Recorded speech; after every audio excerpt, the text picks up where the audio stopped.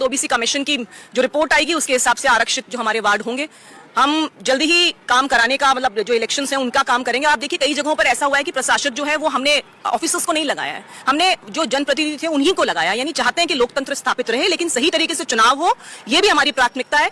2019 में आपको ध्यान होगा निकाय चुनाव पोस्टपोन्ड हुए थे, फिर 2020 में उन्होंने किया और उसके बाद उसको लगभग 2.5 साल चलाया। आप सोचिए गाँव में तो एक सरपंच का, पंचायत समिति, जिला परिषद, इनके अलग अलग टाइम पे वोटिंग हुई, जबकि हुआ क्या करता था एक साथ एक आदमी जाएगा 3 जगह वोट देगा। इस पूरे सिस्टम को धाराशायी किया, उसको फिर से ठीक करने में जो समय लग रहा है वो लगेगा और हम जो अप्रैल में जैसे आपने बताया कोर्ट की तरफ से आदेश आए उसमें पूरी तरह से लामबंद होकर चुनाव लड़ेंगे। नहीं तो क्या आप ये कह रहे हैं कि चुनाव से, नतीजों से हार के बावजूद भी पार्टी का कार्यकर्ता कुछ सीखता है, तो क्या पंचायती राज चुनाव के लिए सीख मिली है, स्थानीय निकाय चुनाव के लिए सीख मिली है या विधानसभा चुनाव के लिए सीख मिली है? देखिए शशि जी, भारतीय जनता पार्टी इस मामले में बाकी पार्टियों से अलग है। हमारे लिए एक छोटा सा चुनाव भी उतना ही इंपॉर्टेंट होता है जितना कि कोई एमपी का चुनाव होगा। हम हर चुनाव को जोश के साथ लड़ते हैं, हमारे कार्यकर्ता उतना ही मेहनत वहां पर करते हैं, चाहे वो छोटा है चाहे बड़ा हो, और रिजल्ट्स दिखते हैं। जब 80 जगह पे उपचुनाव हुए और उसमें से ज्यादातर जगहों पर हमने जीत हासिल की, उसका कारण ये कि छोटा चुनाव है तो क्या हुआ, हम काम उतनी ही मेहनत से करेंगे। तो चाहे कोई चुनाव हो, पंचायत हो, चाहे निकाय हो, चाहे विधानसभा में कोई चुनाव हो, उसमें हम लोग पूरी मेहनत के साथ काम करेंगे। अगला टारगेट हमारा निकाय चुनाव, पंचायत चुनाव। लेकिन आपने ये कहा कि ग्राम पंचायतों में प्रशासक किसी अधिकारी को नहीं लगाया, जो पूर्व सरपंच थे उन्हीं को लगाया, लेकिन शहरी निकायों में तो ऐसा नहीं हो सका कि आप संभागीय आयुक्त को लगा रहे हैं। जी, हमने कुछ जगहों पे कहा जहां प्रैक्टिकल था, क्योंकि गांव में जो कनेक्टिविटी है वो सरपंचों से इजी है, वो चीज शहर में नहीं थी, तो कुछ जगहों पे हमने लगाया। जबकि पिछली बार आपने देखा था सब जगह प्रशासक जो है ऑफिसर्स ही लगे थे। तो एटलीस्ट ग्रामीण जो एरिया है वहां पर जिन लोगों से जो गाँव वालों का संपर्क था वो अभी भी सतत वही है और सरपंच वहां पर काम कर रहे हैं। हमने कुछ कार्यकर्ताओं को यहाँ पर ऐसा भी कहते सुना कि अंत में जो भी हुआ नतीजा अच्छा हुआ, क्योंकि कई बार हार के भी आदमी जीतता है और उसी को बाजीगर कहते हैं, लेकिन इस चीज को डिकोड नहीं कर रहे हैं कार्यकर्ता। क्या कार्यकर्ता के सीखने के भाव को ही जीत माना जाए? देखिए हम लोग तो ऐसी पार्टी हैं जो 2 एमपी से शुरू होकर के हम 300 प्लस तक भी पहुंचे, उसके बाद अभी 230 तक भी आए। जीतना सभी को अच्छा लगता है, अगर जीत होती तो और बेहतर था, लेकिन मैं ये समझती हूँ कि जो हमारी थ्योरी है, जैसे मैंने कहा हम जीतते हैं और सीखते हैं, उस थ्योरी के अनुसार चाहे वहां पे हमें अपेक्षित हमें नहीं मिली। शशि जी आपके पास और 12 से हमारे संवाददाता जुड़े में लगातार जानकारी दे रहे हैं। बताइए ब्रजेश, आप कहां पर हैं? अंतरिम चुनाव में कांग्रेस की जीत हो गई है, कांग्रेस समर्थकों में खुशी की लहर है और लगातार हमारे जितने भी संवाददाता हैं आप सब बात कर रहे हैं वहां पर। कहां पर आप हैं बहरहाल अभी और क्या लेटेस्ट जरा बताइए। हम मौजूद है बारह के राजकीय कृषि महाविद्यालय में, जहाँ से कुछ समय के पश्चात प्रकांग्रेस प्रत्याशी प्रमोद जैन भाया वो यहाँ पहुंचेंगे और अपना प्रमाण पत्र लेंगे। हालांकि मैं बता देता हूँ कि कांग्रेस के प्रत्याशी प्रमोद जैन भाया ने यहाँ पर जीत दर्ज की है।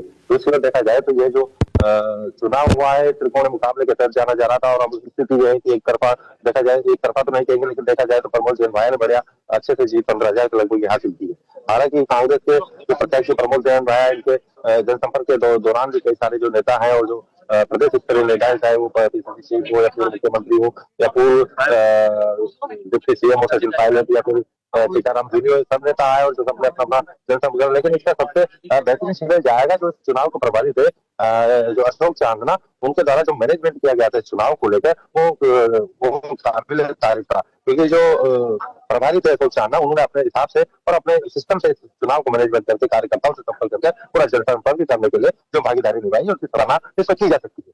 दूसरी ओर देखा जाए तो हालांकि जो भाजपा की तरफ से पूर्व मुख्यमंत्री वसुंधरा राजे और सांसद दुष्यंत सिंह जो प्रभारी रहे हैं, तो वही दूसरी ओर देखा जाए तो जो सीएम भजनलाल शर्मा सहित अन्य जो नेता आए उन्होंने घोड़ शो भी किया है, लेकिन जो सरकार की तरफ से ऐसी कोई मतदाताओं का छाप नहीं छोड़ पाए, इसलिए मतदाताओं ने बदलाव करके इस बार फिर से कांग्रेस के प्रत्याशी प्रमोद जैन भाया को जीत दिलाई है। जीत दिलाई है और कई सारे सवाल जो हैं जो ग्राफिक्स के जरिए अपने दर्शकों को हम दिखा रहे हैं। धाकड़ वोटरों को साथ नहीं रख पाए, क्या बीजेपी लोकल लेवल पर अंदरूनी गुटबाजी थी, क्या उसकी वजह से कहीं ना कहीं बीजेपी को हार का सामना करना पड़ा, कांग्रेस को पुराने चेहरे से फायदा हुआ जो शायद बीजेपी को नहीं हुआ। हमारे साथ तमाम रिपोर्टर्स जुड़े हुए, शशि रोमन जी भी हमारे साथ जुड़े हुए जयपुर से। शशि जी, यही सवाल जो हम अपने दर्शकों से भी कह रहे हैं, वही से आपका आकलन एक बार जानना चाहता हूं कि कहां पर बीजेपी जो है, अगर बीजेपी की बात करें और अगर हम यहां पर निर्दलीय प्रत्याशी नरेश मीणा की भी बात कर लें, शुरू में तो ऐसा लगा कि बिल्कुल नरेश मीणा जो है उनके समर्थक भी अलग खुशी की लहर थी, आगे बढ़ रहे थे, लेकिन फिर कहीं ना कहीं लुढ़कते लुढ़कते वो बिल्कुल 3rd नंबर पर आ गए। बीजेपी की बहरहाल बात करें, एक तरफ अगर बिहार की बात देखें शशि जी, तो बिहार में एक गजब का जो है 200 पार की जीत होती है। वहीं on the other hand if we talk about अंता, तो यहां पर कहीं ना कहीं पीछे हटी हुई दिखी या 2nd नंबर पर दिखी बीजेपी। क्या आपको लग रहा है वजह? और also please tell us Shashi ji कि द रीजन की कांग्रेस की जीत इस बार हुई। बिल्कुल, देखिए ये जो कारण है वो तो जनता कई बार तय करती है। जनता देखती है कि किस तरफ पलड़ा बैठाना चाहिए, ऊंट को किस करवट बैठाना चाहिए। कई बार मैसेज देने की कोशिश जनता करती है और कई बार आप आपका संगठन और आपके प्रत्याशी किस तरीके से फील्ड पर काम कर रहे हैं उसके भी अलग अलग पहलू होते हैं। हमारे साथ सौरभ सारस्वत जी हैं, उनसे भी बात करते हैं। सौरभ जी, क्या हार के कारणों की कोई समीक्षा होगी और शुरुआती तौर पर कैसे देखा जाए, दो जगह चुनाव हुए, ए से अंता और बी से बिहार, और दोनों नतीजे लगभग उलट हैं एक दूसरे के, क्या कारण रहा? संगठन तो बीजेपी का एक ही है। संगठन एक है और संगठन ने नीचे बहुत अच्छा काम किया है। मैं अपना बताऊं, विधि प्रकोष्ठ की जो हमारी वहाँ टीम है उसने फॉर्म को भरवाने से लेकर और उनके जितने भी कानूनी विषय हैं उनको बहुत अच्छे से हैंडल किया है, और काउंटिंग तक, पोलिंग से लेकर काउंटिंग तक उन्होंने सब कुछ किया है। हमारे साथ में नारायण पंचारिया जी भी हैं, पूर्व राज्यसभा सदस्य हैं। पंचारिया जी, इस चुनाव के नतीजे को किस रूप में देखेंगे आप, अंता को खास? देखिए, अभी आज जो बिहार के रिजल्ट्स आए हैं उससे एकदम संदेश चला गया कि जनता विकास के साथ है, जनता नरेंद्र भाई मोदी जी को प्यार करती है और जबरदस्त और जीत बिहार के अंदर हुई है। जहां तक जी, वर्णमाला हिंदी की ए से शुरू होगी, अंग्रेजी की ए से शुरू होगी, अंता की भी बात बता रहा हूं। जहां तक आपने कहा अंता का है, अंता के अंदर जो है निश्चित तौर पर हम नहीं जीत पाए हैं। जनता के आदेश को हम सर्वधार्य करते हैं और बाकी हम इसके बारे में समीक्षा करेंगे, देखेंगे क्या स्थिति हुई, क्यों हुई, इसके बारे में पार्टी लगता है कोई सुधार की जरूरत रहेगी क्या, संगठन में रहेगी या किस तरीके से वो रहेगी? पार्टी बैठ करके पार्टी स्तर पर हमारे वरिष्ठ नेता इस पर समीक्षा भी निश्चित करेंगे। और बिहार के नतीजों को किस रूप में देखा जाए? क्या ये एक बार फिर से मोदी और शाह को ही पूरा क्रेडिट जाएगा या बिहार के लोकल कार्यकर्ता, टीम, सब चीजें गठबंधन? देखिए, भारतीय जनता पार्टी की जो टीम स्पिरिट से काम करता है, बीजेपी अपना एक परिवार है। हमारे वहां पर आदरणीय नेतृत्व और लीडरशिप मोदी जी की है। एक चाणक्य की बात जो अमित शाह जी ने काम वहां पर किया, कार्यकर्ताओं को जागृत करके टीम वर्क जो वहां खड़ा किया,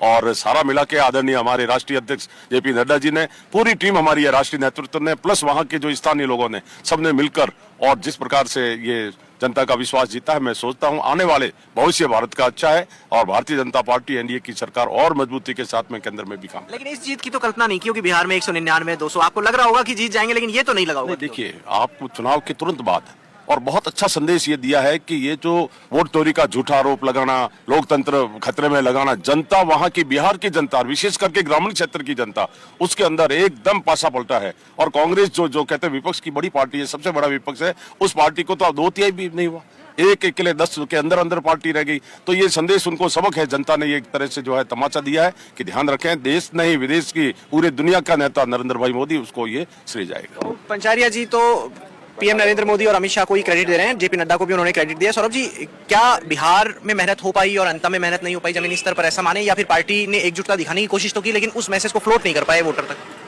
पार्टी ने दोनों ही स्थानों पर अपना अच्छा प्रदर्शन किया है। परिणाम एक अलग है, क्योंकि हर चुनाव अलग होता है, हर चुनाव की गणित अलग होती है, हर चुनाव का प्रभाव अलग होता है, हर चुनाव का स्थान अलग होता है। तो कई बार स्थान और स्थानीय चीज़ों के ऊपर भी चुनाव का असर पड़ता है, तो कई बार चुनाव एकदम अलग होते हैं।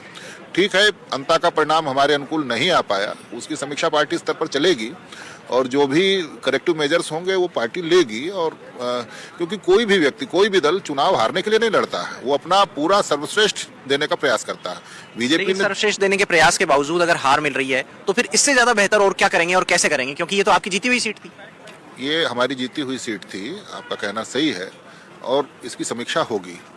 लेकिन कुल मिलाकर के संगठन ने और सबने, सरकार ने बहुत अच्छा काम किया है, पूरे प्रदेश में बहुत अच्छा काम किया है। और क्या कारण रहे ये तो अभी नीचे से पूरा फीडबैक एक बार आएगा, और किन किन बूथों पे हमारी कमजोरी रही, क्यों रही, क्या रहा, ये इसका ग्राउंड लेवल पे, ग्रास रूट लेवल पर पूरी तरीके से इसकी समीक्षा होगी। लेकिन कुल मिलाकर के हमारी पार्टी ने चुनाव पूरी मेहनत से लड़ा है, पूरी ईमानदारी से लड़ा है और पूरी निष्ठा के साथ लड़ा है।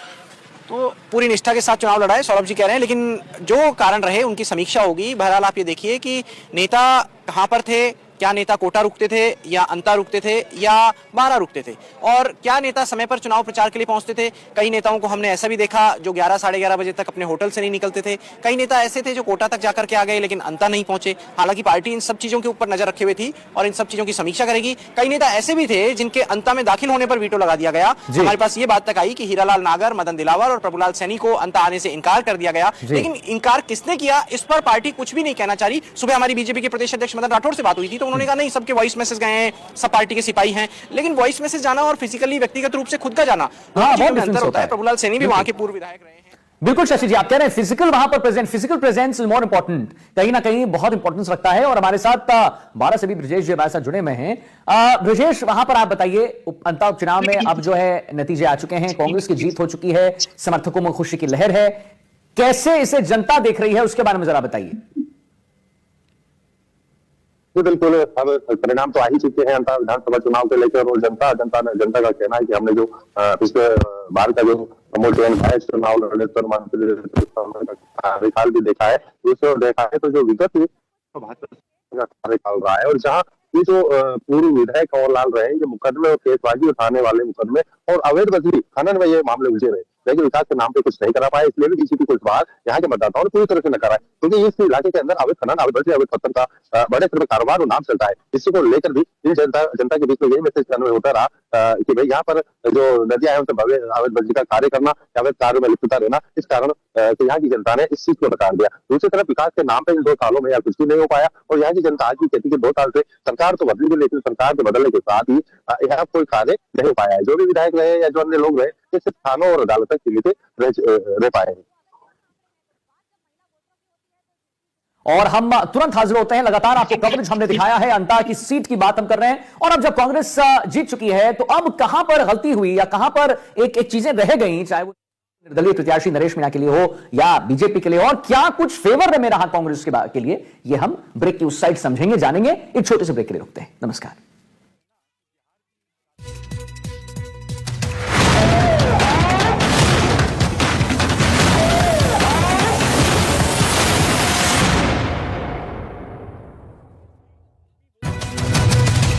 तो अंता उपचुनाव में कांग्रेस की शानदार जीत, ये बड़ी खबर आपको दे रहे हैं। अंता उपचुनाव जिसमें कांग्रेस ने बाजी मारी है, कांग्रेस के प्रत्याशी प्रमोद जैन भाया जिन्होंने शानदार जीत दर्ज की है, सेकंड नंबर पर हैं यहां बीजेपी के मोरपाल सुमन, और तीसरे पर हैं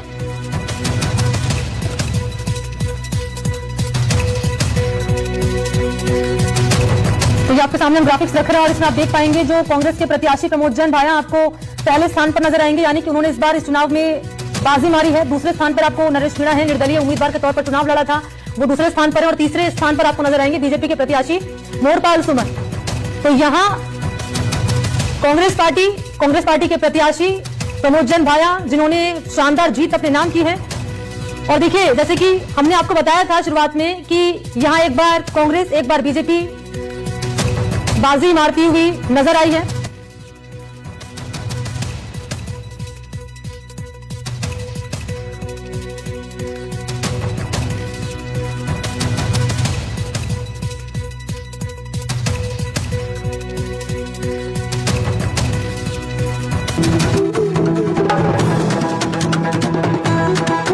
ये है एनडीटीवी और आप देख रहे हैं एनडीटीवी राजस्थान।